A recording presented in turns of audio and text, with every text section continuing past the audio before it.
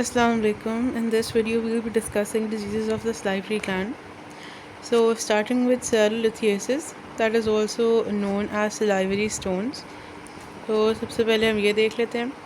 So, जैसे gall stones होते हैं उसी तरह से ये जो हैं आपके salivary glands के stones होते हैं. 90% of the cases ये आपके submandibular gland के अंदर present होते हैं and 10% cases के अंदर ये आपके parotid gland में होते हैं. जैसे इस पिक्चर में शो हुआ हुआ यहाँ पे, तो ये आपके करंकल के अंदर से स्टोन नज़र आ रहा है. तो ये आपके वॉथन डक्ट जो होता है आपके सबमैंडिबुलर ग्लैंड का, उसमें से नज़र आ रहा है. तो फॉर्मेशन कैसे हो जाती है सेलुलिट्स की, कि आपको कोई भी सेलुलर मैट्रिक्स होएगा, सेलुलर डिब्री था, कोई ऑर्गेनिक मैट्रिक्स था, तो उसके न्यूक्लियस के अराउंड आपके कैल्शियम फॉस्फेट जो है वो डिपॉजिट होता रहेगा एंड देन इस तरह का आपका स्टोन सा बन जाता होता है इन द salivary ducts.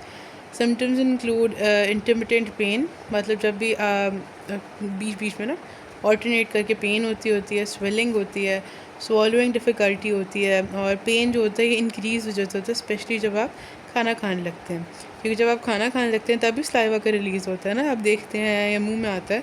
तो इसलिए फिर जब वो आपका सिक्रीट होने की कोशिश करता है तो आउटफ्लो को ऑब्स्ट्रक्शन होती है, इसकी वजह से फिर पेन होता है. डायग्नोसिस इसका हम कैसे कर सकते हैं कि रेडियो ओपेक स्टोन्स जो होते हैं वो एक्सरे के ऊपर नज़र आ जाते हैं हमें. कुछ जो इस तरह जैसे इसमें सामने पड़े हुए हैं वो आप ओरली भी पैल्पेट कर सकते हैं in the floor of the mouth. And अगर कोई रेडियो लूसेंट स्टोन हो और अंदर हो तो फिर उसके लिए सैलोग्राफी कर लेते होते हैं. ट्रीटमेंट यही है कि पेरिफेरल स्टोन्स जो होते हैं they can be removed intra orally, और जो पेरेन्काइमल स्टोन्स होते हैं उनके लिए एक्सिजन ज़रूरत होती है. दूसरा साइलेंट रेटिनाइटिस है, that is inflammation of the salivary gland. तो ये बैक्टीरियल या वायरल इन्फेक्शंस की वजह से हो सकता है, ऑटो इम्यून कॉजेज़ भी हो सकते हैं इसके, लेकिन most common cause is staph aureus.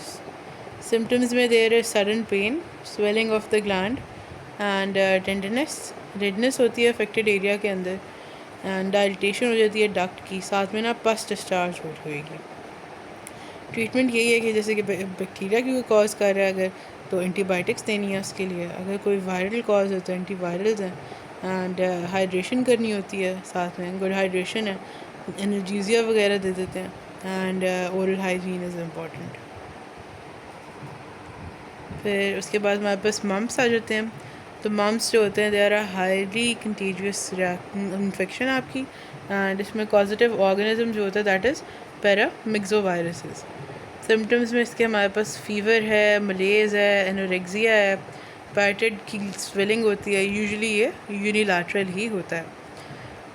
Diagnosis is done on the basis of, एक तो आप क्लिनिकल फीचर्स उससे पता लगता है. दूसरा अगर लैब इन्वेस्टिगेशंस पूछें तो serum and urinary amylase levels increase होंगे, IgG IgM पॉजिटिव होती हैं, और ट्रीटमेंट जो होती है इसकी सारी सिम्टोमेटिक होती है. हाइड्रेशन है, फीवर के लिए है, पेन के लिए एनर्जीजिया दे देंगे, ये सारा कुछ. ट्रांसमिशन इसकी occurs through salivary, nasal and urinary secretions, and incubation period इसका 2 to 3 वीक्स होता है. कॉम्प्लिकेशंस इसकी हैं कि हर जगह ये इन्फ्लेमेशन कॉज कर सकता है, जैसे कि ऑर्काइटिस है, ऊफराइटिस है, thyroiditis, arthritis, pancreatitis, myocarditis, meningitis, nephritis, ये सारा कुछ. एंड प्रिवेंशन ये है कि पहला 1 साल जो है वो तो अम्मी से, मदर से जो है एंटीबॉडीज़ आ रही होती हैं ब्रेस्ट फीड के थ्रू, तो वो प्रिवेंट करती हैं. दैन 15 मंथ्स के ऊपर MMR की वैक्सीन